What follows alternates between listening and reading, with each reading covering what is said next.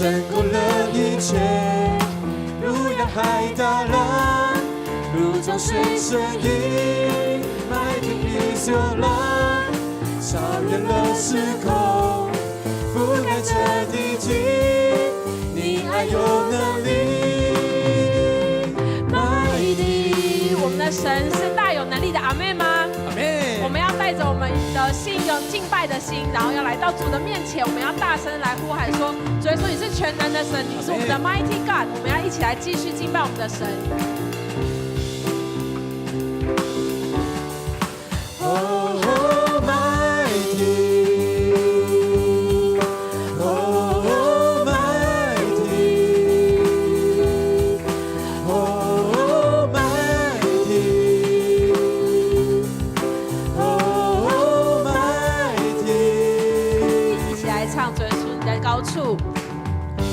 你在高处，大有能力，万物苏醒，来敬拜你。你的爱拯救我的心，你的爱让世界坚定。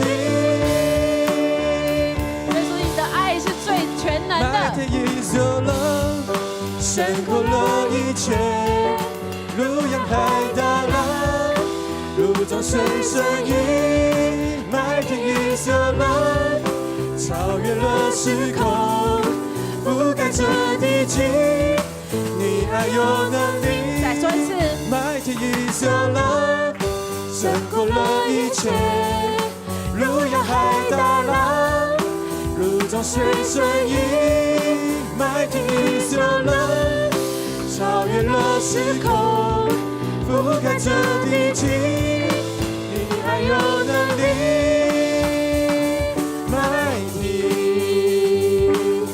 我们一起来唱，你们要赞美，你们要赞美耶和华，在他的圣所赞美他。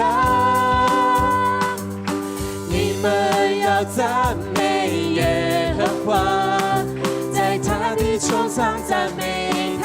大声一点，你们要赞美耶和华，在他的圣所赞美他。你们要赞美耶和华，在他的穹苍赞美他。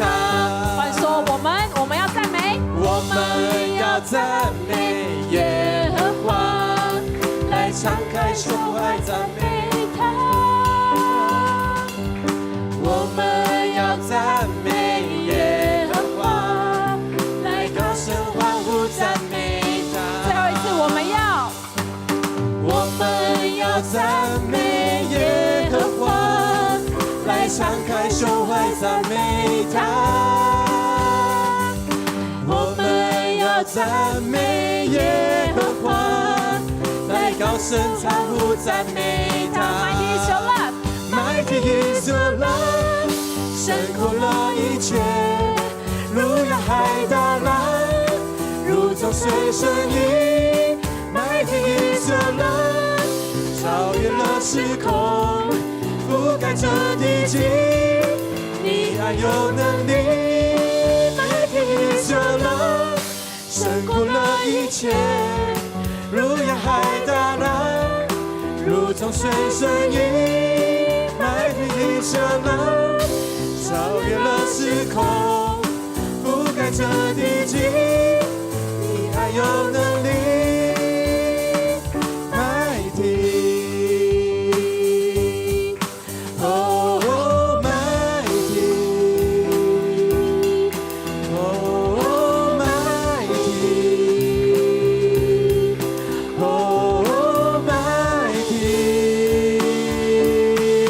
哈利路亚！我们将我们的掌声、我们的欢呼、我们的赞美，都献在我们全能神的面前。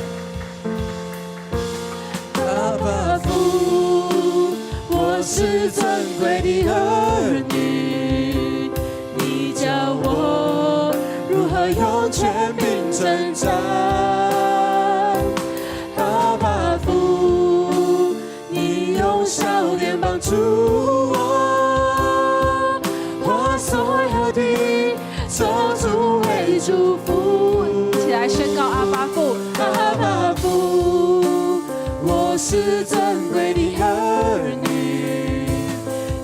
教我如何用权柄征战。阿爸父，你用笑脸帮助我，化所有的咒诅为祝福。你是我旷野中唯一的力量，患难中的安慰，黑暗中的盼望。我呼求的日子，你必拯救我。心事的天赋，我依靠你。你是我旷野中唯一的力量，患难中的安慰，黑暗中的盼望。我呼求的日子，你必拯救我。心事的天赋，我依靠你。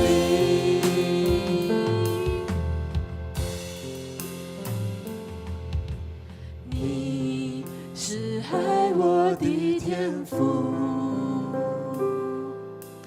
绝望中你仍然不停地运行，你不愿我停留黑暗中，不停追寻我，直到我的自由。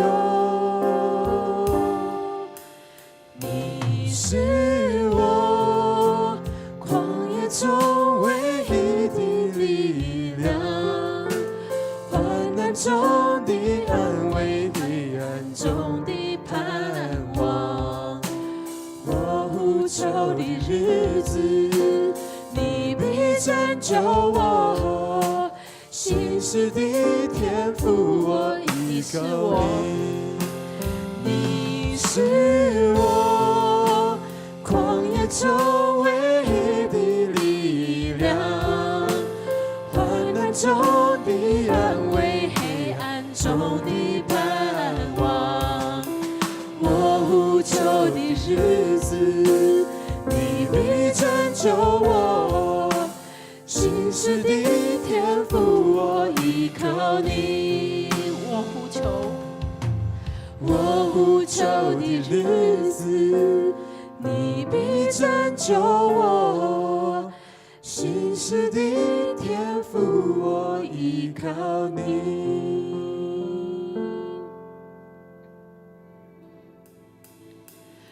荣耀耶稣，耶稣，耶稣，主耶稣，欢迎你在我们中间。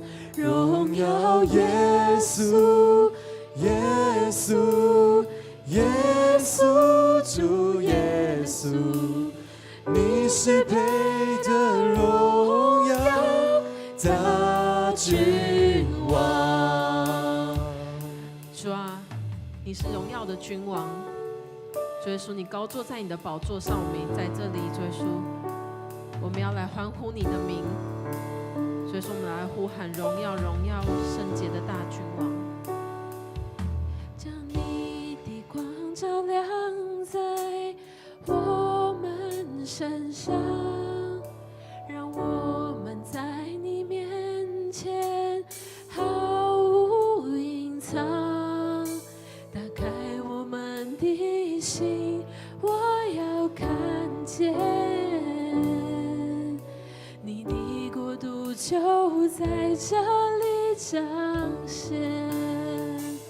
在你光中，我的天光，在你里面有丰盛盼望。荣耀，荣耀，荣耀，荣耀，圣洁大君王。一起呼喊荣耀耶稣，耶稣，耶稣，主耶稣，欢迎你在我们中中间，荣耀耶稣，耶稣，耶稣，主耶稣，你是配得荣耀大君王，荣耀耶稣，耶稣，耶稣，主耶稣，欢迎你在我们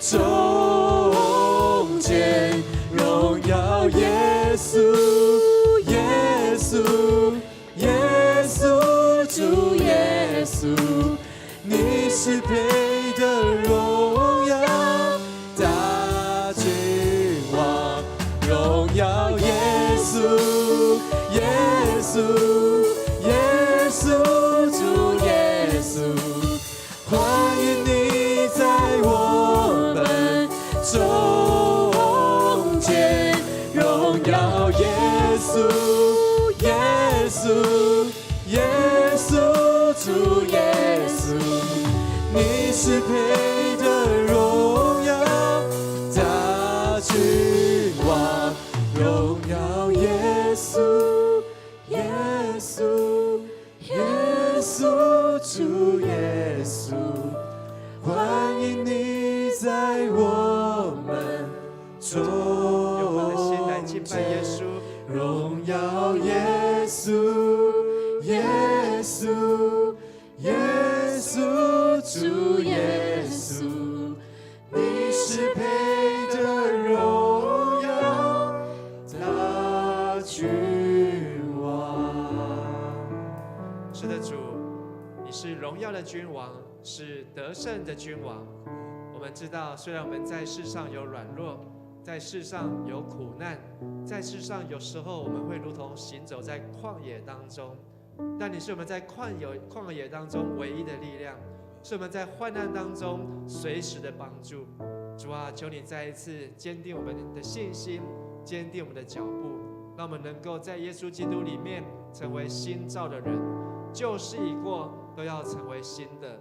让我们能够忘记背后，努力面前，向着前面的标杆来直跑。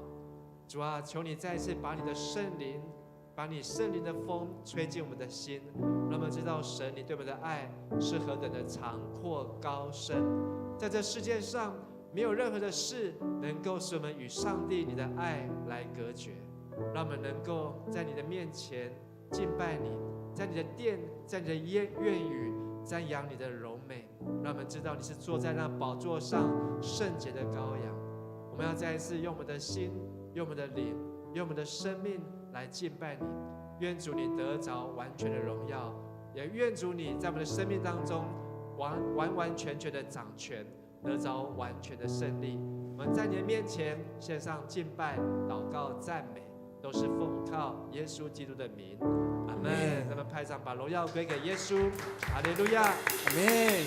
请坐。好，让我们这时候一起来读今天晚上的经文，是记载在《申命记》从第17章的14节到第20节啊。好，《申命记》的17章14节到20节，我们一起同声来读，请。到了耶和华你神所赐你的地，得了那地居住的时候，若说我要立王治理我，像四围的国一样，你总要立耶和华你神所拣选的人为王，必从你弟兄中立一人，不可立你弟兄以外的人为王。只是王不可为自己加添马匹，也不可使百姓回埃及去，为要加添他的马匹。因耶和华曾吩咐你们说，不可再回那条路去。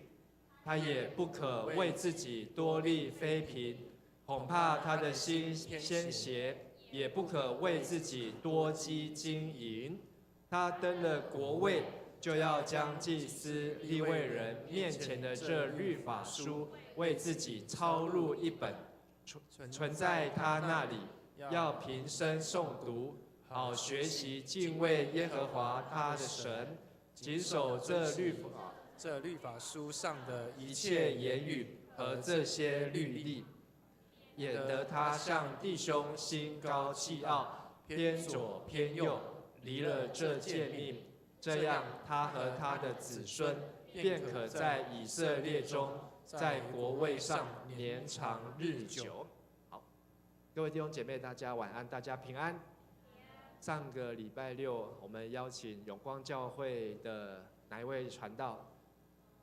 周亚伦传道，好，来到我们当中，跟我们分享敬拜，觉得非常的感动，也觉得真的是我们每一个人都需要能够重新找到那个爱，对神的爱，敬拜的火，让我们能够用敬拜来服侍每一件在神面前的服侍。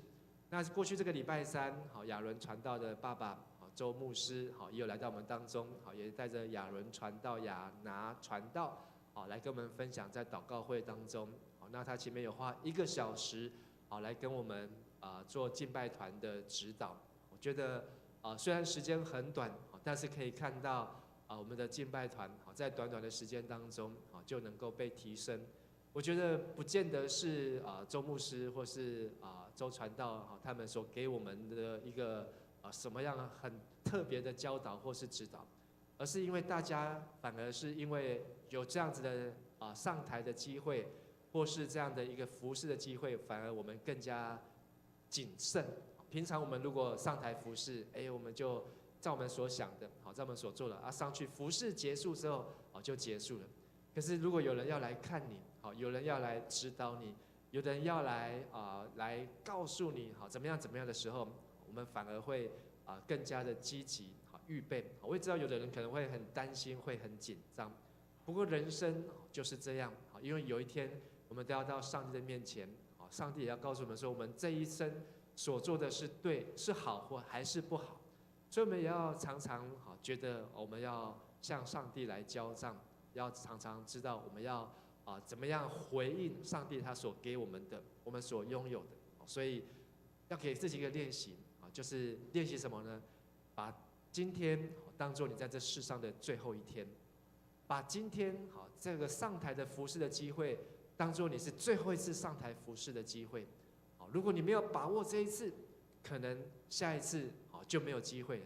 也把每一次能够来敬拜神、亲近神这样的机会当作是最后一次。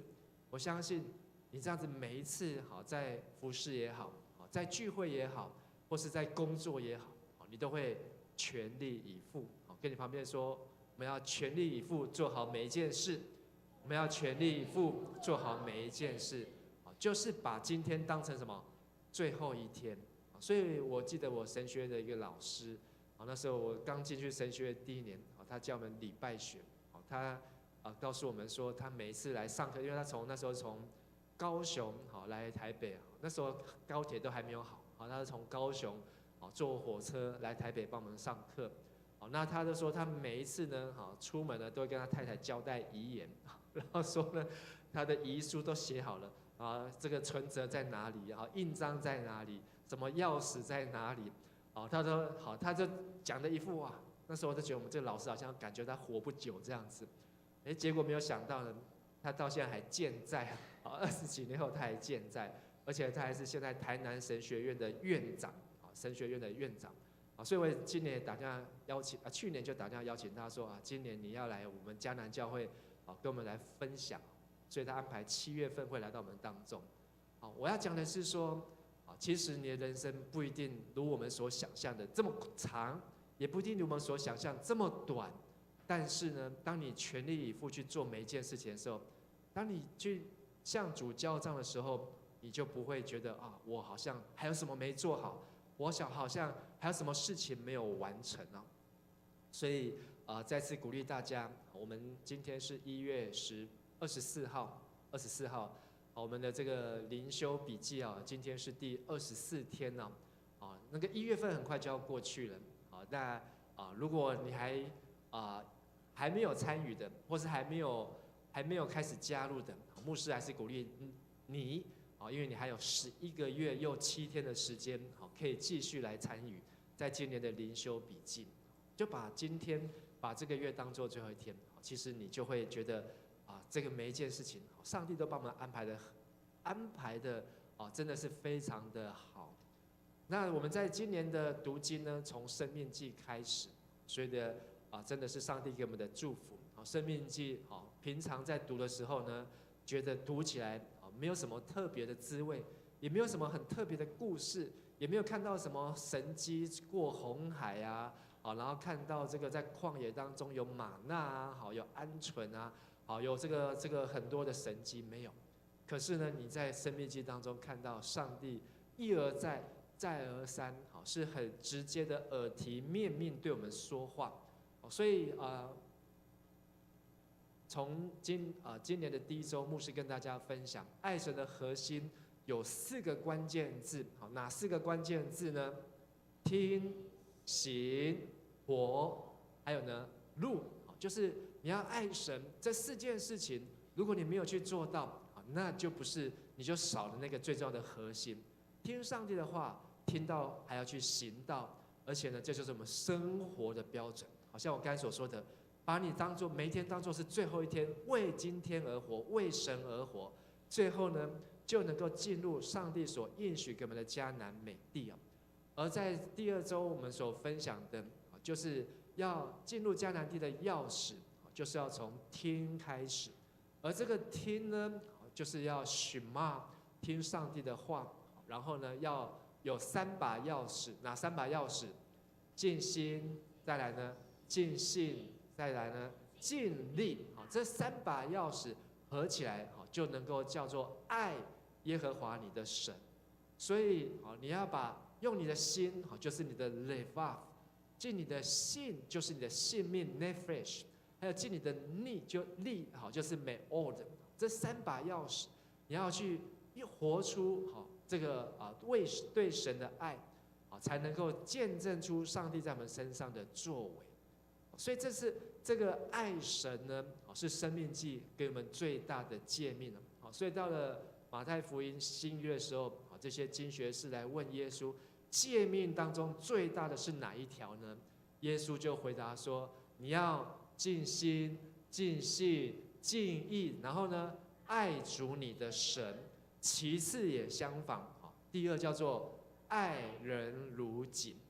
第1条就是爱神，用这3把钥匙，尽心、尽性、尽意。其次第2条爱人如己，这不是在申命记，是从利未记当中所告诉我们的。但是这个诫命很清楚，我们要成为一个基督徒，成为神的儿女，我们一定要活出一个爱神的生命。跟你旁边说，成为基督徒要活出爱神的生命，成为基督徒要活出爱神的生命。我们上次说，当你把尽心、尽性、尽力这3把钥匙活出来的时候，就好像是戴在你的额头上面，好像就是绑在你的手上，就是钉在你家的门框上，甚至在这个城门上，是人家可以看得出来你是不是一个真正爱神的基督徒。你对上帝有没有一个渴慕，有没有一个追求？你在敬拜当中，你是不是真心在敬拜神，还只是来敷衍配合演出？你在做礼拜的时间，你是真的在用心敬拜，还只是你是来这边坐在这边打发时间？一个尽心、尽性、尽意爱神的人，是一个神所祝福的人。而其次也要爱，也相仿，就是要爱人如己。所以今天牧师要跟大家分享的信息，就是从教会到社会。在教会当中，我们是要来操练我们对神的爱，因为教会当中会有很多跟这世界上不一样的要求，要做礼拜，然后在世界上在教会要求要读圣经、要祷告、要奉献，然后你要参加聚会、要小组、要分享、要服侍，要做很多很多的。但是这一切呢，都是为了要来学习我们对神的爱，操练我们对神的爱。但是到社会当中呢，我们不会只有永远住在教会，或是永远只有在教会当中。我们从每一次教会的聚会结束之后，就是进入到社会当中。进入到社会当中，就是你所接触到的人，你怎么样把对神的爱运用在人的身上，这就是社会。牧师要来跟大家分享信息以前，跟大家来分享这一段的影片。上个礼拜我们去到这个 IM 教会，然后这个在环岛后，他又为我们做了一个回顾的影片哦，我觉得很感动，也在这边跟大家来分享。1300公里，单车转动的声音，在冷冽的清晨显得特别清脆。有人问为什么要骑？身为领骑，我非常清楚，1919爱走动，不只是一个口号而已。就是带着爱去启程、去倾听、去关心、去陪伴那些有需要的急难救助家庭。19爱走动。今年会用顺时钟的方向然后走过全台湾。当踏上踏板，转动车轮，喊着齐心齐力 ，Go Go Go 的勇士们，不是要为自己证明什么，而是透过实际行动，踏入急难现场。我觉得那不是一个把金钱或者是什么送到偏乡，是真正的去用爱去行动去关怀。我觉得那是生命影响生命。过程中充满各种挑战，也能使我们更体认急难的难处。有这个1919帮助了我。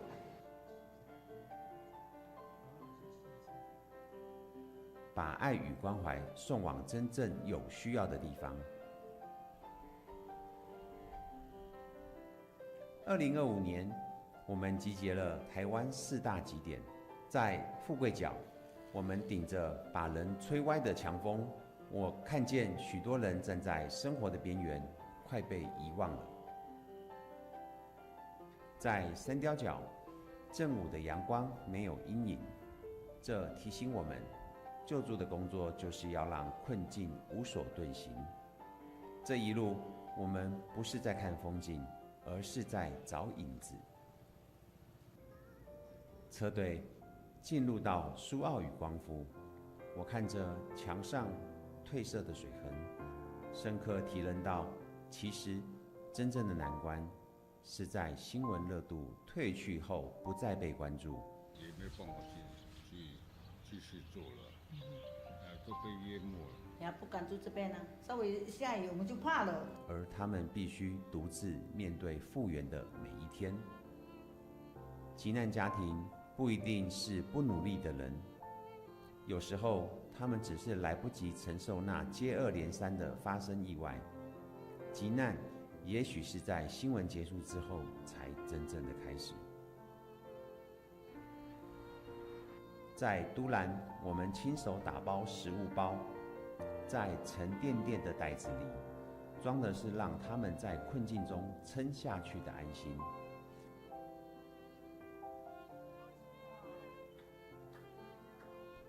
到了七股，进入遭受风灾的家庭中，我们在有限的时间内，协助受灾家庭组装衣柜，让衣物可以更整齐地摆放，恢复家的感觉。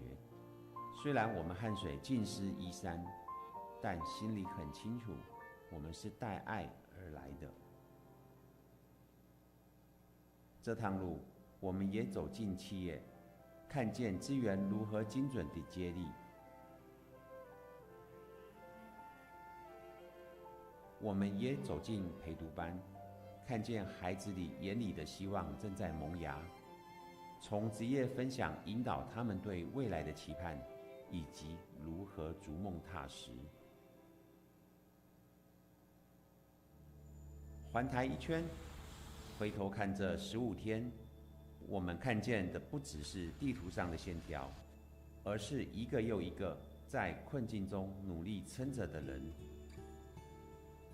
我们不是看自己的小，自己的没有，而是看到我们已经有很多了，我们还是可以去帮助别人，去照顾别人，去关心别人，然后真的不要只透过手机平板来认识台湾这块土地跟上面的人，真的要实际的走访，然后仔细的去看过，那种感动或是那种贴近才会是真实的。我们的骑程因着逆风一路北上，东北季风迎面而来，如同急难家庭所面对的难处。当骑不动的时候，彼此需要被鼓励与陪伴，一起跨越困境。1919爱走动单车环台为急难家庭募款，虽然只是骑了一段路，但我们希望能替急难家庭多撑一段人生。我们就是急难家庭背后的那一把手，我们就是推他们一把，让他们可以继续向前行。我们今年一共募款到了2130万0547元。24年，17400个家庭，这趟旅程看到需要，给予适时的帮助，因为爱永不止息。1919爱走动，齐心齐力 ，Go Go Go！ 用你的心伸出你手，让每个灵魂再次活过来。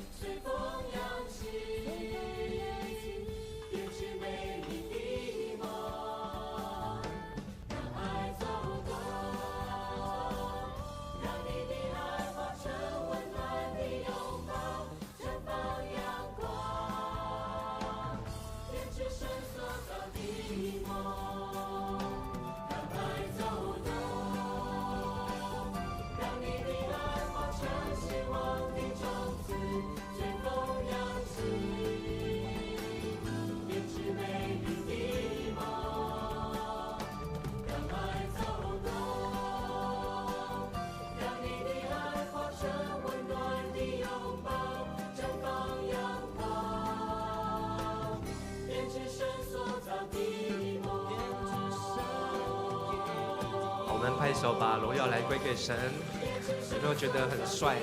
啊，有哦。但是这不是我参加的目的啊。但是回顾的发现，哇，自己也被感动到。就是我不是说鼓励大家要去参加1919，而是鼓励大家，你也可以写下像这样的故事，就是把这一份对神的爱能够带到社会上，能够带到需要的人的当中。好，即便做得很微小。好，所以在去年我们2025年，我们有短宣队，我们有这个有夏令营，我们有这个福音初级，有福音茶会。我们也希望在新的一年2026年，我们可以继续带着上帝的爱到不同的地方，或是不同的人身上，能够写下同样爱的见证和爱的故事啊。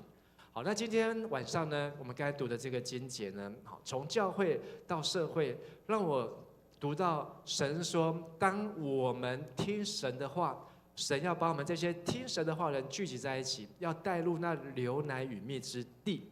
但是进去那地之后，该怎么办呢？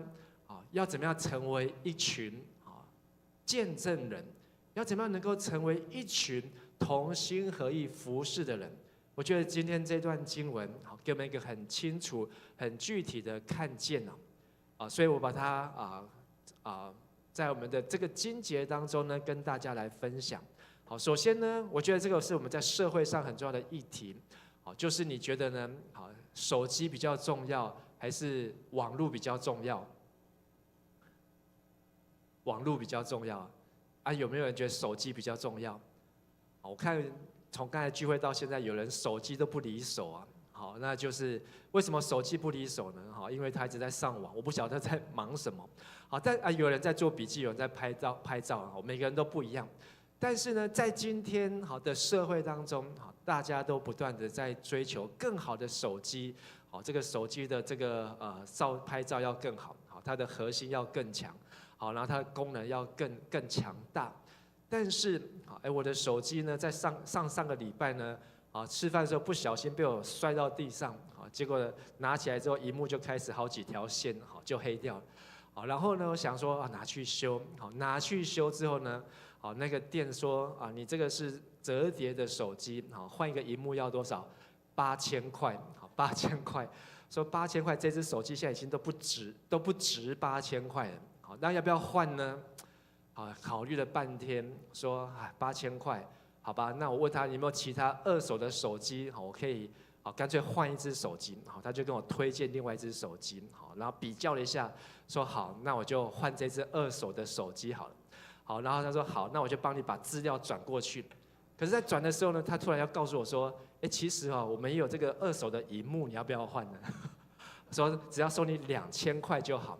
说那我都已经换手机了，你现在才告诉我说有二手的萤幕，说好，不然我这个萤幕就这只手机也没得用了。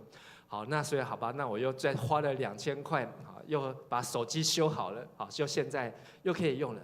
那我又多了一只手机怎么办呢？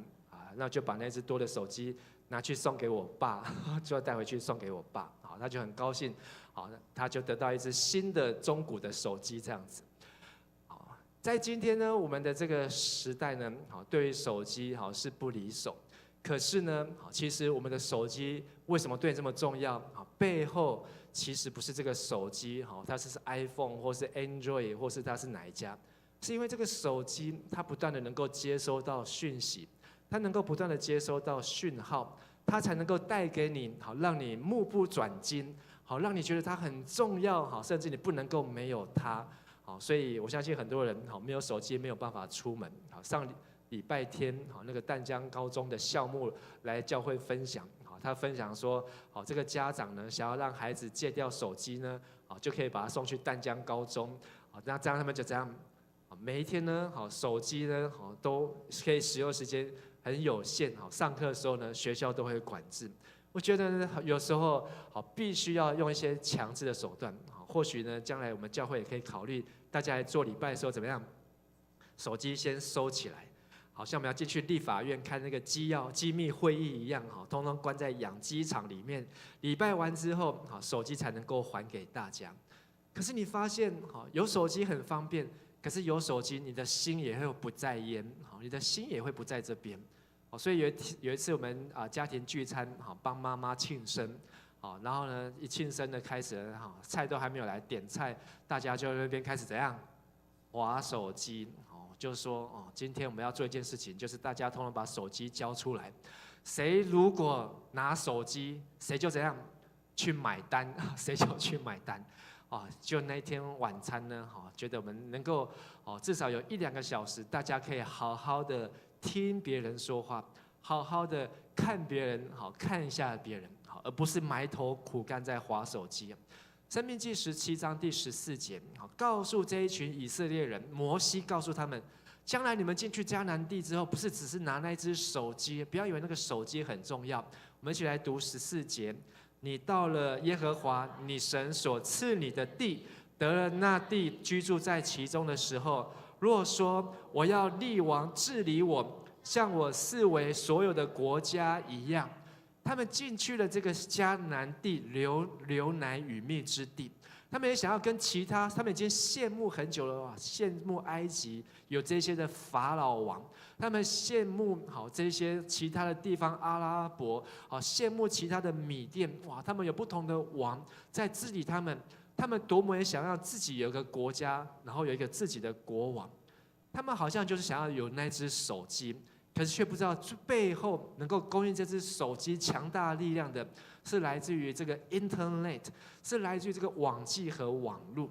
所以摩西提醒他们：好，你们要到了迦南地，不是要追求享乐，而是要殷勤治理。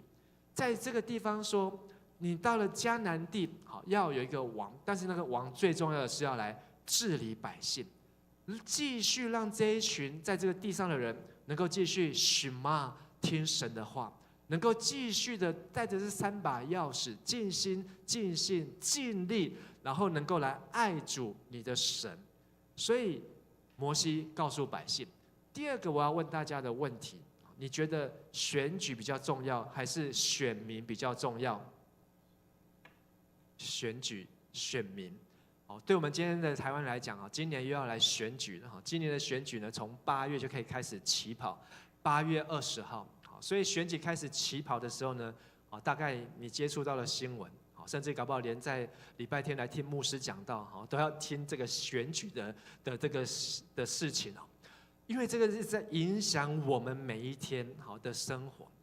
但是呢，台湾这几年来的选举，真的是越来越不择手段，无所不用其极，各样的方式、造势、言论，只要他能够在网络上有人谈论他，不管是骂他也好，是臭叫他这个臭骂他也好，但是呢，他只要达到声量，哇，他就满意了。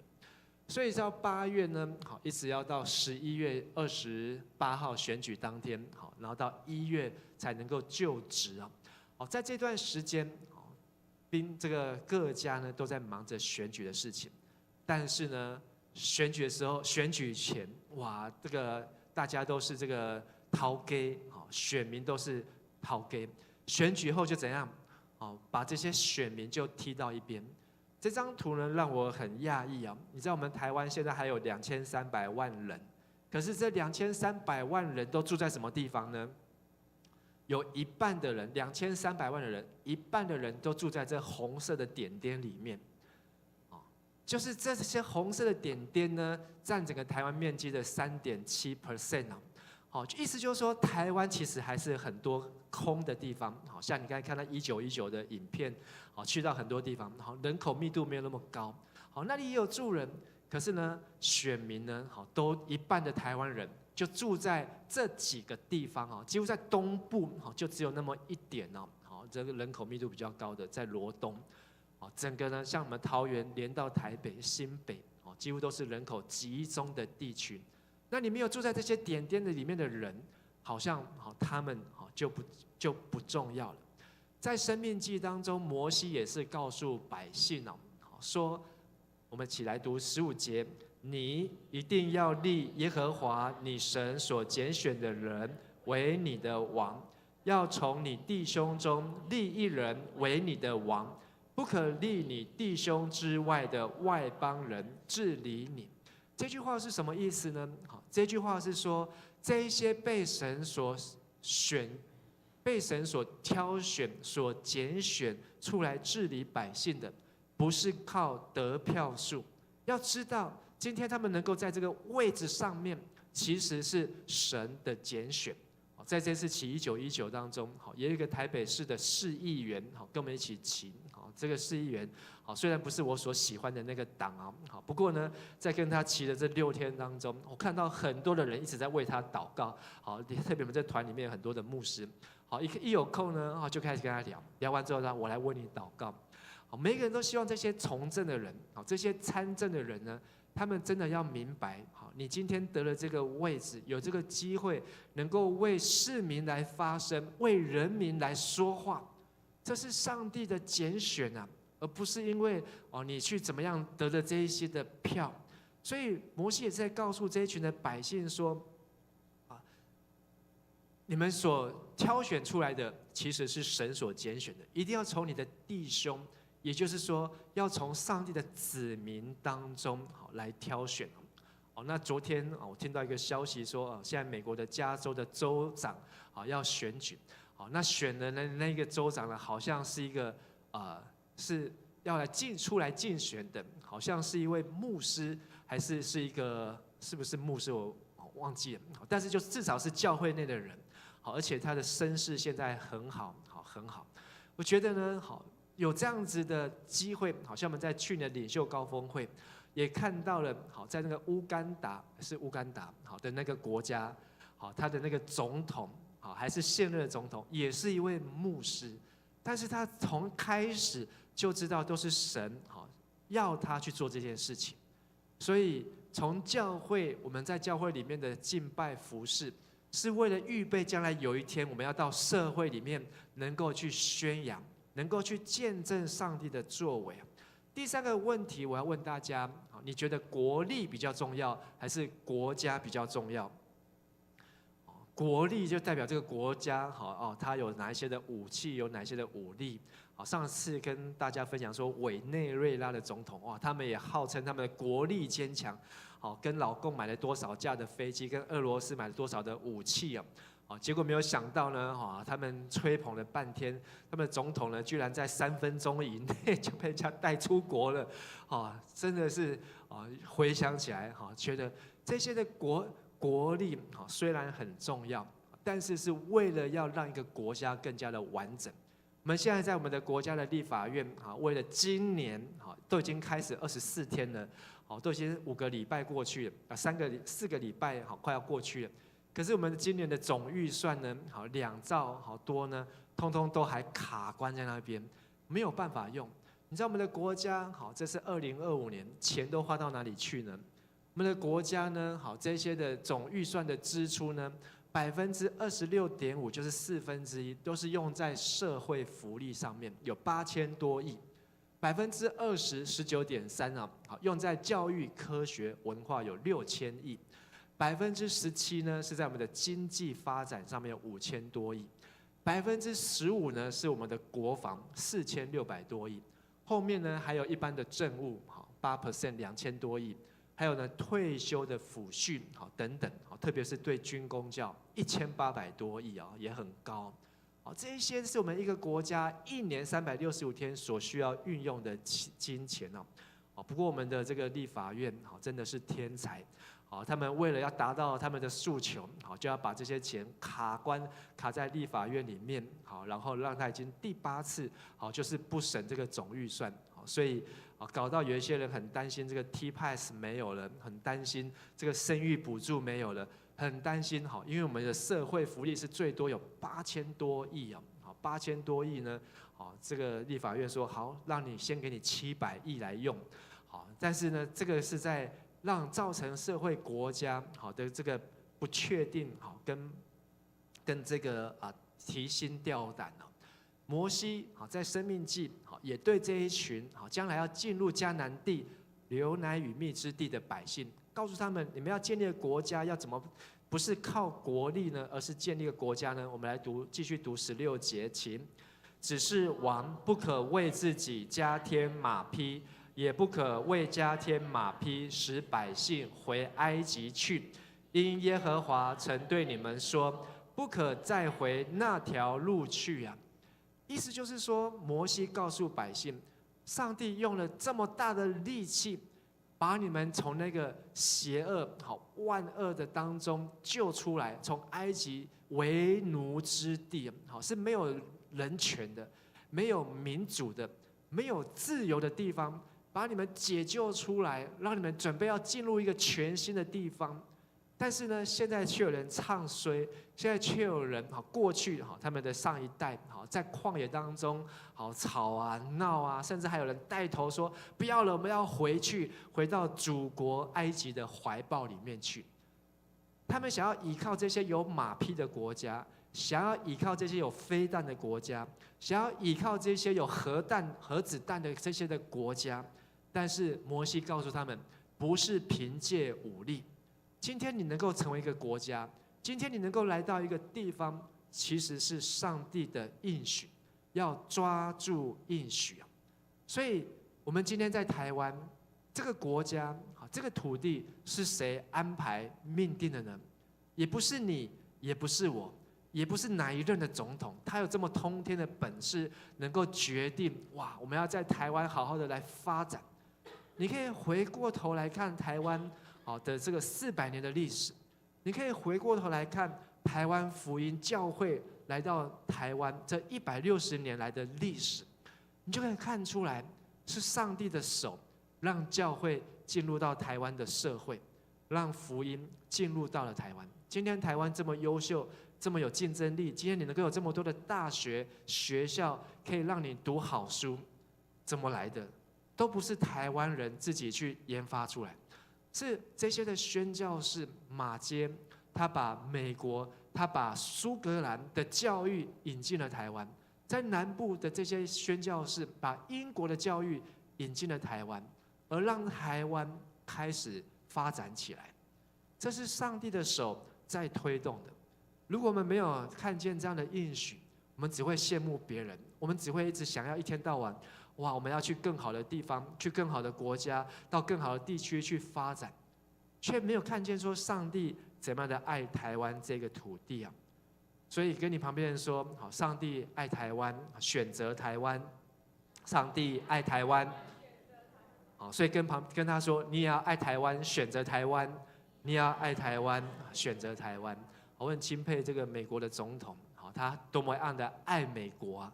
好，他的爱美国真的爱到起笑这样子，好，但是呢，他出来竞选的时候，人家说他要这样 Make America Great Again， 好，人家觉得你在讲什么？现在大家都嘛靠中国，大家都嘛需要中国，大家的工厂多么需要中国的这些人，就要需要这些的供应链。但是呢，他就是偏偏好要让美国再一次的伟大，有没有做到？好，你可以看到，哇，果然在他这第二次当总统的这一段已经10年的时间当中，美国渐渐的摆脱对这些其他地区的需要，甚至他可以自己做自己的垃圾桶。那时候还在美国，他们做的垃圾桶，那时候都是从中国进口。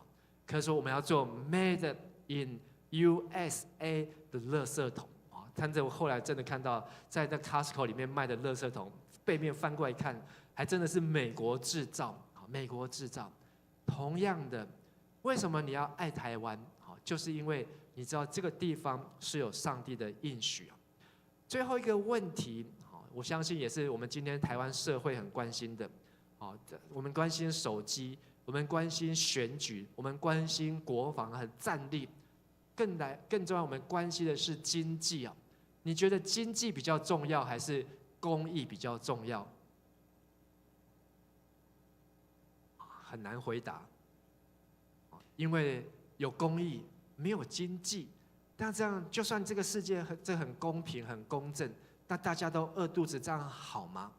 可是大家如果都吃得很饱，哇，大家都吃得胖嘟嘟的，可是呢，这个社会乱糟糟，每个人都是作奸犯科，每个人背后呢都是太子集团的这个下游的供应链，大家都在尔虞我诈，骗来骗去，这样的社会真的期待吗？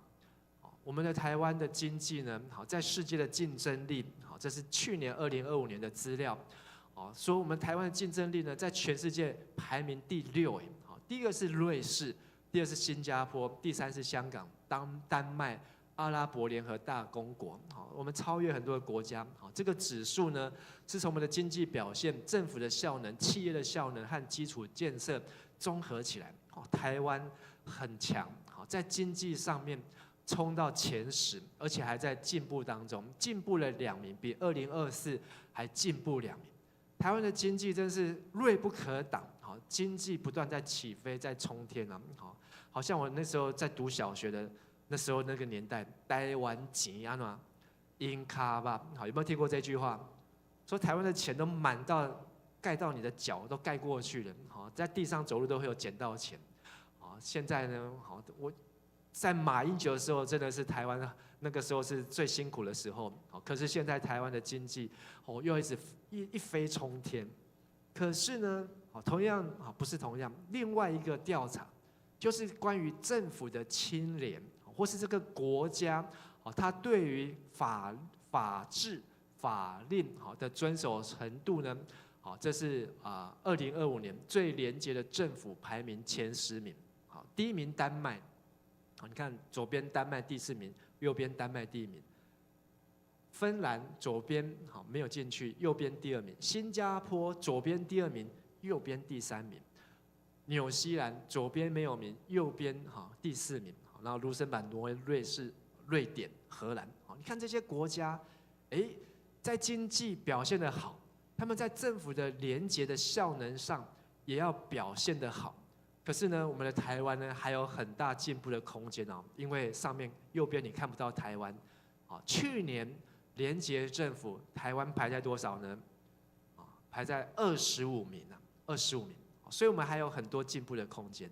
我们要怎么样让政府、让我们的社会、让我们的法治，真的能够上轨道？这是还是我们需要进步的空间呢。摩西告诉这些的百姓，当你们进了迦南地，有了君王，你们要建立了政府，要来领导这个整个社会。但是呢，摩西提醒，17章17节，我们来读：王不可为自己多立妃嫔，免得他的心偏离；也不可为自己多积金银。摩西告诉这些百姓，这些治理者，这些在上位者，这些管所有民生的人，你们不可以让你的心离开了上帝的话，而是要在上帝的话谨守。所以这些王不是要穿金戴银，不是要像所罗门一样，娶了300个妃，700个妾，然后呢，有1000个老婆，然后呢，享尽各样的荣华富贵，不是要受人的服侍。耶稣说，人子来不是要受人服侍，乃是要服侍人。这一位荣耀的大君王，他自己宣告，他来到这世界上，不是要让人家替他抬轿，也不是要人家替他扇风，替他端吃的端茶，而是他愿意来到这些贫穷的人当中，走遍各城各乡，看见这些困苦流离的颠沛流离的人，困苦贫穷人，他就怜悯他们。耶稣就花时间，好像这些我们今天看到1919的影片一样，到他们的当中，他们没有办法到这个大都会，没有办法到人口集中的地方在那边讨生活，但是耶稣自己到各城各乡去，帮助他们停留下来，为他们祷告，赶出他们生命中的鬼，然后告诉他们一个好消息，就是天国近了，你们要悔改，要接受耶稣，接受人子，要好好的来听上帝的话。在这个礼拜当中，牧师很不小心的看到一部电影。为什么说不小心呢？因为我是回去嘉义打扫，打扫的时候呢，看到说我车上有那个电影院的那个会员卡到期了，到2月就到期了，大家要去跟他换一张。如果你去换，就只要100块；如果你之后没有去换呢，你就要250块，就要重办。所以为了那150块，我就去给他换。就一去之后，他说你这张没有到期，是到7月。我说哦，真的哦，可是我都来了。然后来了之后呢，看到那个上面的电影说，居然有一个电影呢，全部都坐满，就票都卖完了。说这什么电影啊？我去那家电影院很多次，可是我从来没有看到说哪一个电影全部都卖完。这个阳光女子合唱团，说这是哪一国的片？说怎么这么神奇？说那他下一场几点？是不是到晚上12点都卖完？他说下一场还有，要等1个小时。说好，那我就去看。所以一个人去看了那一部电影。后来看了之后呢，还好我是一个人去看的，因为我想问一下，我们在座有人去看吗？你们都没有去看哦，那你们要不小心去看这部电影。去看那部电影呢，真的很庆幸，因为我还买了猪肝，然后还买了王子面，想说要进去看电影。结果从开始到结束，那个猪肝完全没有办法打开，你完全没有办法拿王子面出来吃。因为呢，这个电影呢，真的实在是描述的太写实。它是台湾的电影，我还想说这是哪一国什么阳光女子合唱团，结果呢是台湾的电影，在描述这个女子监狱当中，好几个女性，她们因为各样子的这个家庭的因素、婚姻的因素，这个亲子的因素，通来到这个监狱。但在监狱当中呢，他们有这样的一个机会，就是他们可以从这个互相的排挤到互相的合作。最后他们互相的合作是组了一个合唱团 choir。所以我觉得这个真的是非常的励志，也是非常的感人，而且呢，你可能要多带一些的卫生纸啊，但是我觉得你也不用带卫生纸，反正就让他从头哭到尾就好了，真的是这个电影真的是太催泪了。好，但是我觉得这是我们在社会当中非常真实。虽然这个电影是改编自韩国，可是呢，这个电影真的是太真实。我们的社会上真的就是有很多这样子的家庭，我们的社会上真的就是有很多这样的孩子，我们的社会上真的就是有很多这样的人，只是我们平常没有机会去接触到他们。可是当你听到他们的故事，好，刚才1919，我们骑到那个屏东，好，那个快要到垦丁的一个寿卡，好，那个叫巴窑。在那个部落当中，好，那些的原住民、排湾族的原住民的长者，哇，他们真的也是我们看到他们的生活的条件，好，真的是非常的糟。可是呢，他们那有一位牧师，好，那位牧师呢，胃癌第4期，胃癌4期，他呢要每个礼拜天，好，都要牧养3间的教会。他已经胃癌4期了，他要牧养3间的教会，一个礼拜天，他这样跑一圈完之后。要跑多远呢？170公里，170公里，他自己都已经胃都已经快要不行。可是你也想想，当这个牧师真的哪一天他的胃没有办法再撑下去，上帝把他接走，这3间教会，每间教会都是个位数，每间教会都是个位数，因为这些长辈根本出不来，没有办法去了，没有办法出去了，谁还能够去帮助他们呢？所以。真的是看到我们的社会上，并不是你所看到的。哇，你来到中华路，好，你来到了统领，来到了桃园，哇，这里非常的繁华，这里非常的热闹。好，连睡在银行前面的这个你只要睡在那边，就有人给你全新的棉被。好，你只要躺在那边，就有人放这个关东煮，就放在你的旁边。好，这么样的贴心，好，都送到你的身边来。你要做的事情是什么？就一直睡，就一直睡，好，就有人给你东西这样。可是呢，在台湾并不是这样，在台湾好很多地方，他们真的很多的故事没有人看见，所以摩西告诉这一些的百姓，在上位者君王非常的重要，选举要到了。我们这一次再来今年要选的是我们的市长，不管我们选出了市长，好，这个市长是愿意真的看到百姓的需要，是真的愿意跟百姓在一起。好，不管是在桃园、是在台中、是在6都的哪一都，或是在哪一个县市当中，这些的首长要一个牧长的心呢，牧者的心，牧者的心。我们来读最后的3节第18节，请他登了国度的王位之后，要在利未家的祭司面前。将这律法书为自己抄写一份在书卷上。我读到这句话的时候，真的是哇，有种被电到的感觉。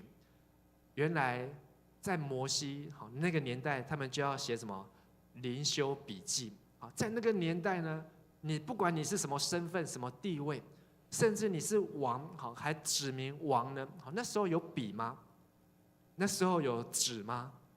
那时候有灵修笔记吗？所以那时候要抄写圣经是很难的事情，他们是要用蒲草纸，然后用特殊的颜料，好，那么他要去用芦苇的杆子，想办法能够来当做笔这样子来写。所以要抄一卷圣经，多难的事情。可是当王第一件事情登了国度的王位之后，他还要在这些利未人、祭司的面前检查，每个礼拜都要检查王。你有没有写灵修笔记？没有的话，摩西说你要写灵修笔记。所以在上位者透过写灵修笔记，他才能够去听上帝的话，知道神的心，神所要什么。19节我们继续读，这书要存在他那里，他一生的年日要诵读，好使他学习敬畏耶和华他的神，谨守遵行这律法书上的一切话和这些律例。这个王不会不受控，这个王不会做出跟上帝旨意相违背，这个王不会最后又叛变，选他出来当总统之后说：“我们要回去到祖国的怀抱，我们要回去到文化大革命的时代，我们要回去到那个人民公社、凡物共用，大家过着共产的生活，这样子的思想。”我们好不容易才能够有今天台湾的民主、自由、社会的制度。可是呢，如果我们要再回去的时候，王，好，他所想的，好，是跟神所想的是不一样。所以要学习敬畏耶和华，因为上帝的话让我们知道，上帝要给人的、给这个世界的、给这个社会的，是一条什么样的方向，是一条什么样的道路。就好像我们看台湾这160年来，台湾从一个清朝爹不爱娘不疼的一个蛮荒之地，边陲之地，台湾连清朝的版图当中，台湾都怎样？都没有在清朝版图，他都忘记把台湾这块地都划进去。可是呢，台湾却在宣教士来这个地方撒种之后，160年，不是只有超英赶美，他还能够成为台湾之光，他还能够成为这个世界争先恐后，连美国都要来保护台湾的地方。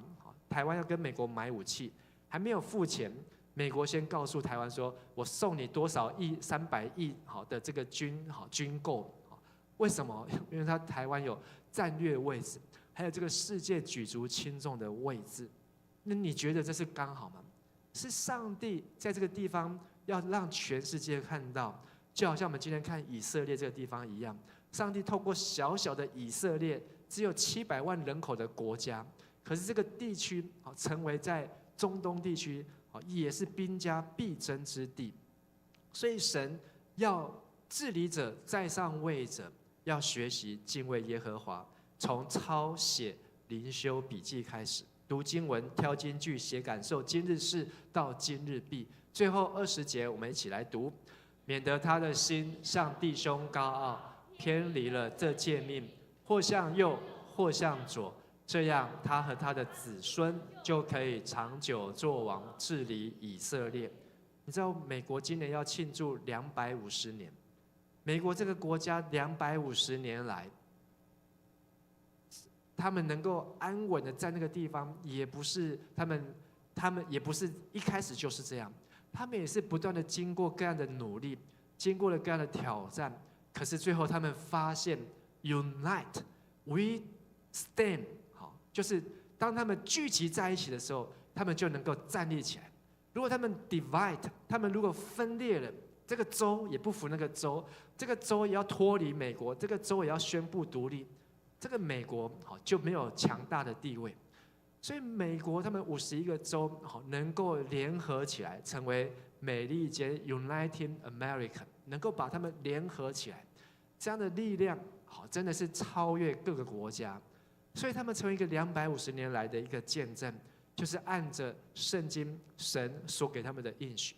今天他们又再一次有一个愿意读圣经、按照圣经来宣告的总统，不是把圣经封锁起来。前几任的总统，甚至还通过法院法令，在学校不能有牧师，在学校不能够有圣经，在学校不能够传福音。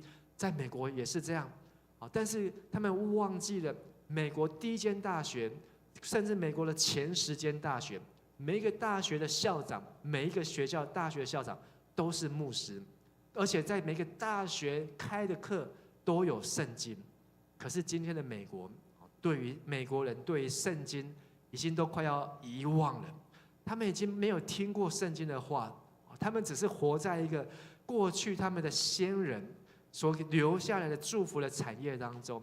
他们有很好很 nice 的人际关系，他们有这个很好的这个制度和社会，可他们不晓得这些东西从哪里来，因为他们的心可能会偏离。但是我们台湾400年前，这个荷兰宣教士来就已经翻译了平埔族的圣经马太福音。今天台湾还可以在荷兰找到了，然后拿来台湾展览。400年前台湾就开始有在教圣经，还比美国250年前早。160年前马雅各医师来，也开始来翻译圣经，巴克里牧师翻译圣经，教导圣经，一直到今天，让我们的这个社会，从教会到社会的路更加的有影响力。所以，亲爱的弟兄和姐妹，今年刚开始，但今年也会有很多的挑战。我们要忘记背后，努力面前，让我们能够在上帝的话每一天好好来学习。即便你可能很忙，但是现在寒假，好，你只是那个忙变成3点水的忙，啊，不晓得寒假要做什么。好，因为牧师问了一些人，哇，寒假不知道做什么。我们家的小孩寒假不知道做什么，但是我希望，好，你问上帝，你可以做什么？你不一定要等到教会说要做这个事情的时候，你才可以去做。当你好好打开圣经，读神的话，神会告诉你他要的是什么。你可以在这个寒假有30天的时间，你可以过一个不一样的生活，安排一个不一样的时间，不是每天只有睡、打电动，然后呢看电影还不错啊，要记得去看阳光女子合唱团啊。我没有替他广告，不过我下午搜寻一下，已经破2亿啊，已经破2亿。好，他真的是让很多的台湾人心真的是被震撼。好，这不是改编的虚构的，是我们的社会生病了。我们怎么样可以让寒假当中，2026年当中，让我们的社会更好，让我们的家庭更好，让我们的城市更好？我们可以做出选择，做出祷告。我们一起来祷告。是的，父神，我们感谢你，因为你爱我们，拣选我们，让我们能够成为神的儿女，更让我们能够有机会来听神你的话语。你的话要进入我们的心，告诉我们如何尽心尽性尽力来爱主神。你的话也要来改变这个世界，让我们能够带着对神的爱进入到我们的家中，进入到我们的社区，进入到我们的社会当中，改变这个世界，改变这个国家。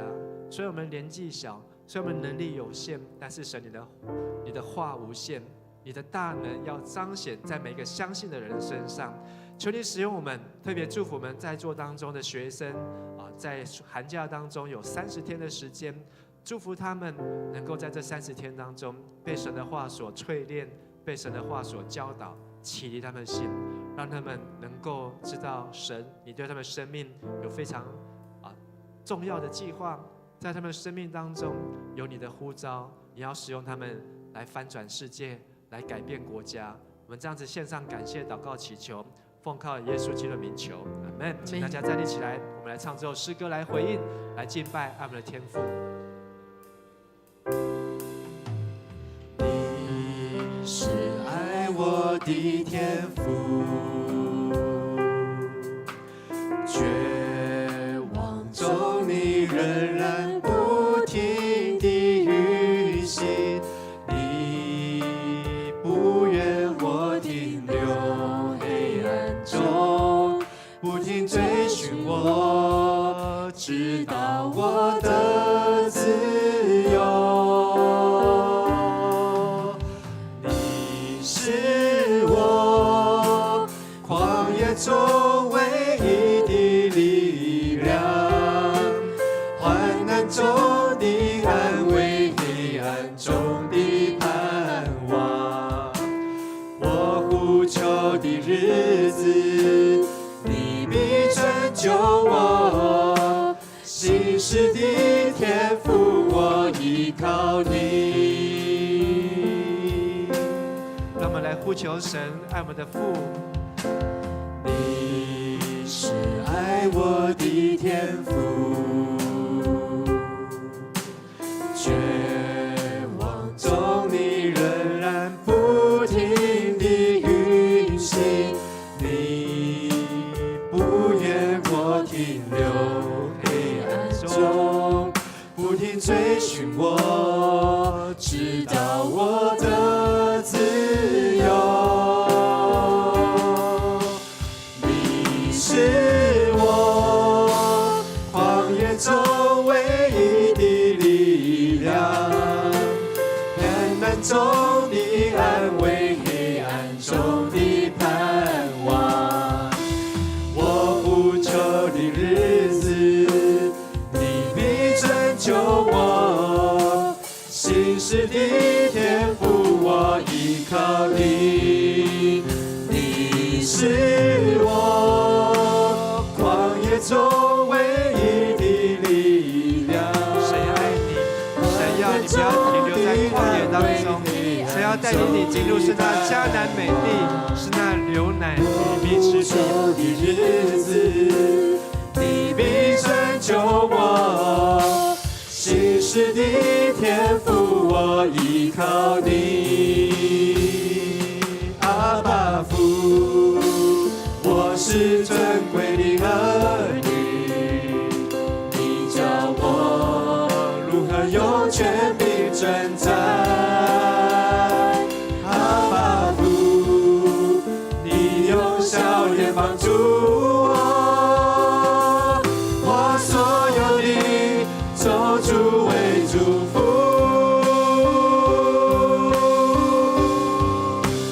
你是我旷野中唯一的力量，患难中的安慰，黑暗中的盼望。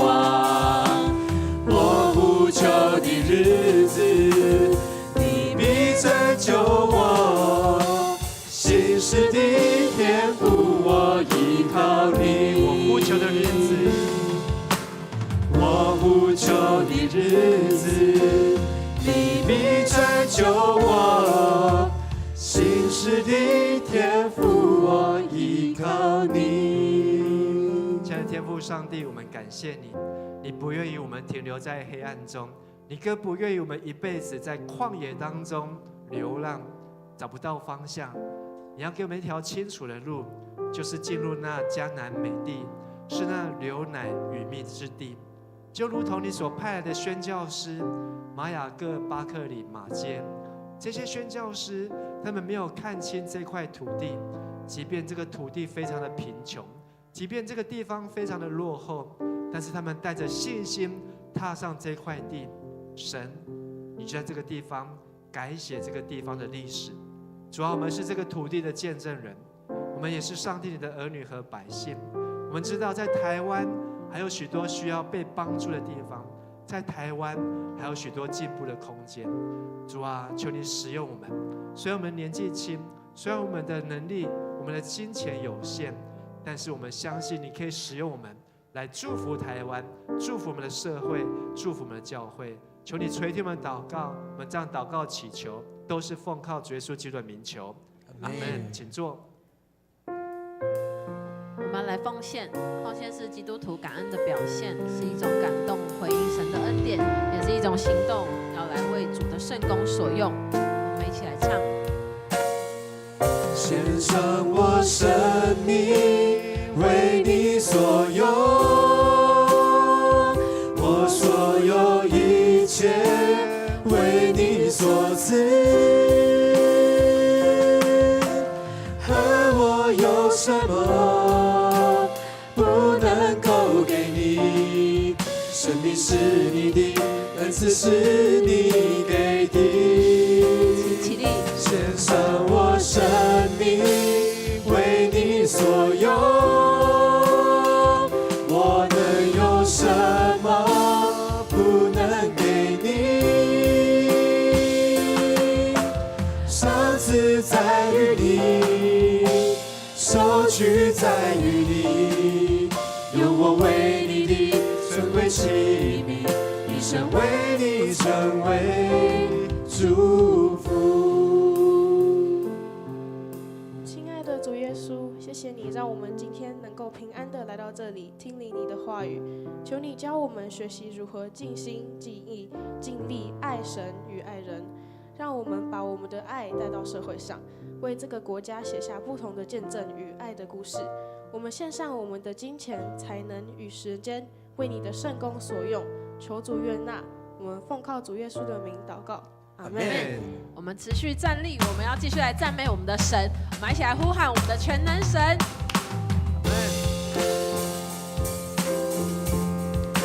爱的以色列胜过了一切，如亚海大浪，如涨水成溢。爱的以色列超越了时空，覆盖着地极，你爱有能力。爱的以色列胜过了一切，如亚海大浪，如涨水成溢。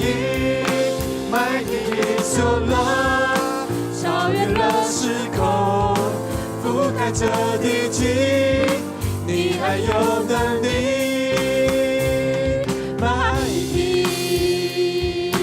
你们要赞美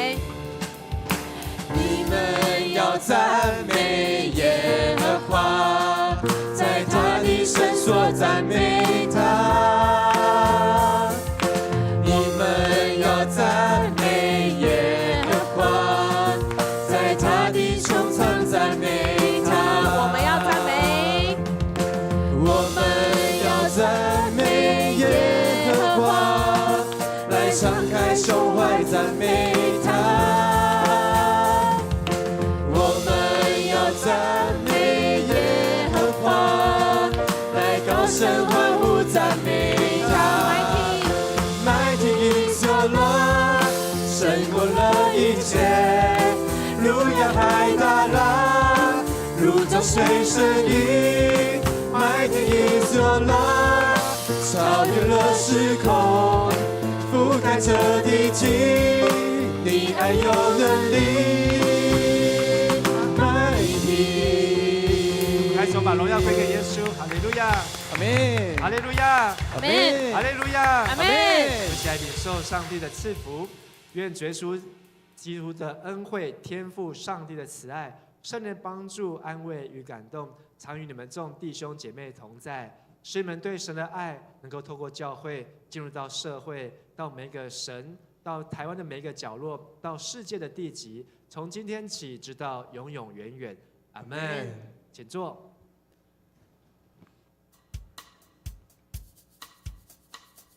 Hello， 大家平安。平安。我是招待组的林心。林心好。好，那我们来给林心一个掌声鼓励鼓励。好，那我们先欢迎新朋友。大家帮我看一下你周围有没有新朋友。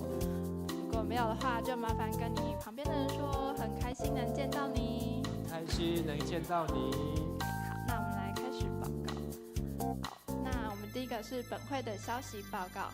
灵修笔记最后的购买，迦南灵修笔记剩下最后27本，那每本是200元。如果想要购买的人，请尽速到办公室洽询。好，下一个是图书馆真人中，时间是每周日的10点半到12点半。如果当周只有一场联合礼拜的话，就不用上班。那薪资是每个月2500元。如果有意者，请可以洽小组长。接下来是小会的消息报告。2026定期会员合会，本会预定2月8号礼拜天早上9点半召开2026年定期会员合会。会员名册请见公布栏。如果有异议者，请于2月1日前向小会书记丁家硕长老提出，会由小会补赠。那如果你当日无法参加的陪参会员，请于2月7号前以书面向小组长或小会书记提出。那请记得当日只有一场礼拜哦。那接下来也是小会的消息报告，是本年度第2次圣礼典，3月8号将举行第2次圣礼典。如果你想要受洗的话，就是包含成人洗礼、坚信礼、信仰告白，还有小儿洗礼，可以在2月15日之前向区长或小组长报名。那这边请留意成人洗礼或还有坚信礼的人需要完成纪要整理的课程才可以报名。浩宇要报名。好，那我们先欢迎那个浩宇要报名。耶！好，那再来敬拜部门的报告。圣诞红义卖已经登记并缴费的会友，请于本主日10点半起至1楼抽签领取。再来是侍奉部的报告。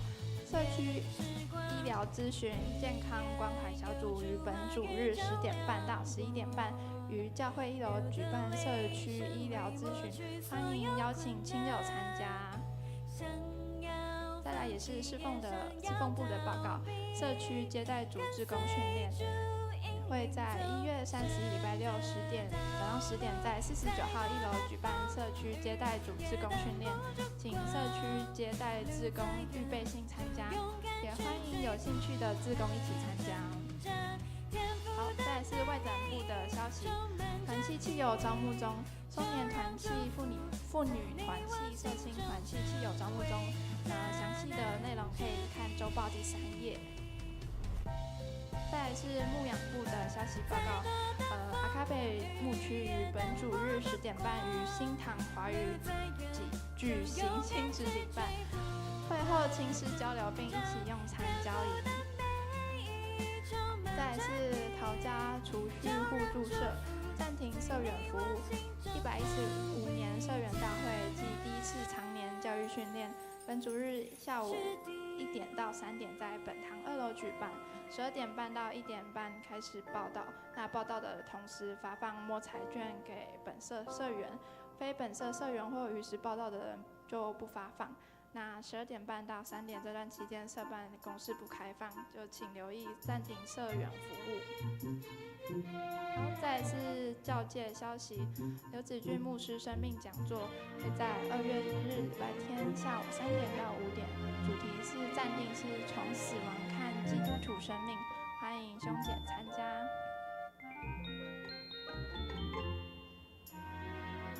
再来是228纪念礼拜祭专讲，新竹中会教会与社会部于2月28日早上9点，新竹圣经学院举办228纪念礼拜祭专讲，详见内容可以见电梯的公告。如果想参加的人，可以到1楼的中岛登记报名。好，那接下来是我们的小组时间。好，那我们今天的那个礼拜就到这边，请大家互相请安，谢谢。